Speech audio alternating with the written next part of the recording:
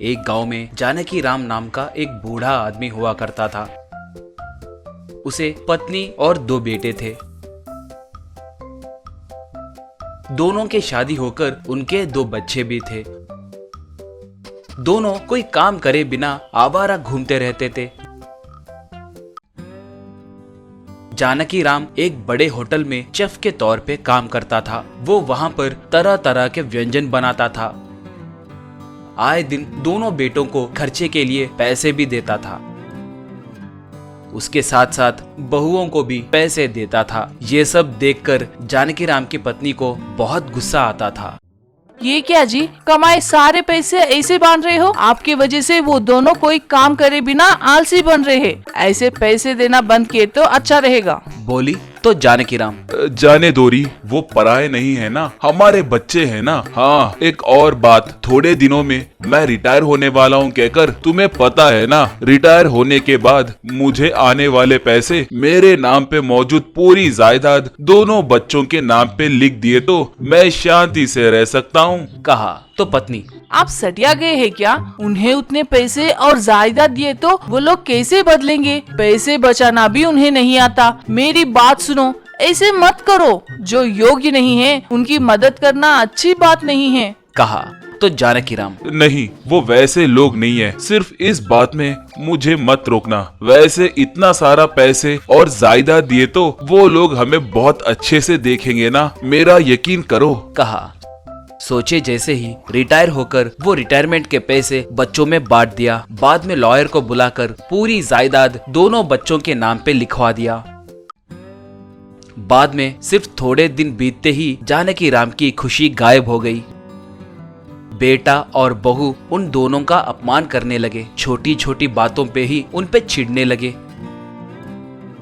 जानकी राम अपने बड़े बेटे से, अरे बड़े, मेरे दवाइयाँ खत्म हो गई है कहकर मैंने कहा था ना, बिना भूले कम से कम आज तो भी दवाई लाओ बेटा। कहा तो बड़ा बेटा, वाह, आपकी समस्या क्या है? आए दिन मुझे ऐसे क्यों सता रहे हो? 2 दिन दवाई नहीं डाले तो मर जाओगे तो नहीं ना? कहा तो जानकी राम की पत्नी, क्यों बड़ों से ऐसे बात करते हैं क्या? दवाई लाने से भी बड़े काम क्या है? क्लब जाकर ताश खेलना बड़ा काम है क्या? बोली बड़ी बहू, सासू माँ, जुबान संभल के बात कीजिए। मेरा पति क्या करे तो आपको क्या? बोली छोटी बहू, हमारे पास पैसे है, हमें काम करने की कोई जरूरत नहीं है। ताश खेले या कुछ और खेले, इससे आपको क्या? हमारे दाले भीख खाने वाले तुम हमें सिखाओगे क्या? बोली।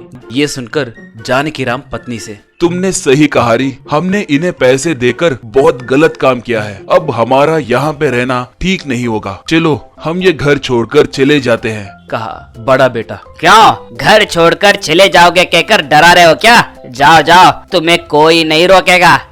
कहा छोटा बेटा, इतने दिन हमें पैसे देते हुए बहुत बिल्डअप दे रहे थे ना, अब तुम्हें कैसे लग रहा है? जाओ जाओ, बाहर जाकर कैसे जियोगे हम भी देखते हैं। कहा ऐसे जानकी राम अपने पत्नी के साथ मिलके घर से बाहर आ गया।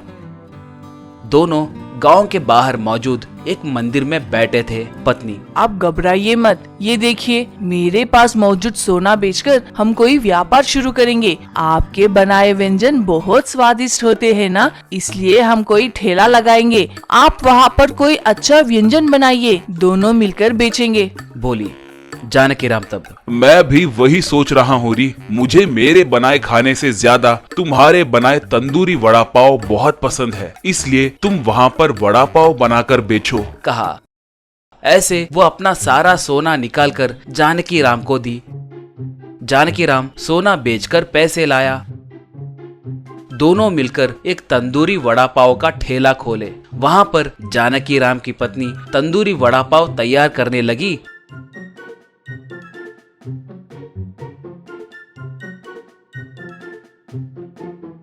तो जानकी राम उन्हें वहां पर आए ग्राहकों को देने लगा। लोग उन्हें खाकर उसके स्वाद को फिदा हो गए।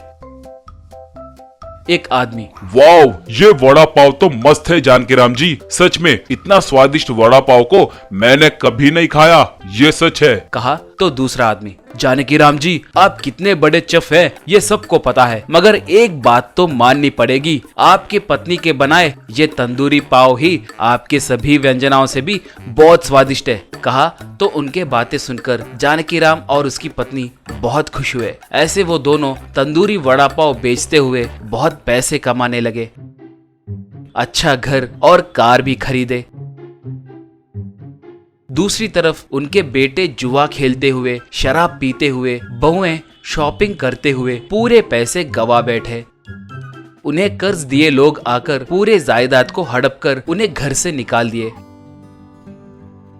इससे वो सब जानकी राम के घर को आए और जो बीता वो सब बताकर उनसे माफी मांगे। जानकी राम की पत्नी, किस सूरत के साथ फिर से हमारे घर को आए हो? जाओ, जाकर कोई काम करके जियो, अब हम आप पे और भरोसा नहीं कर सकते। बोली तो जानकी राम, जाने दोरी, उन्हें अपने गलती का एहसास हुआ है ना, उनके लिए नहीं तो भी कम से कम हमारे पोतों के लिए तो भी इन्हें आश्रय देना ही होगा, ये सब अपने ही है ना। कहते ही वो सब उसे नमस्कार किए।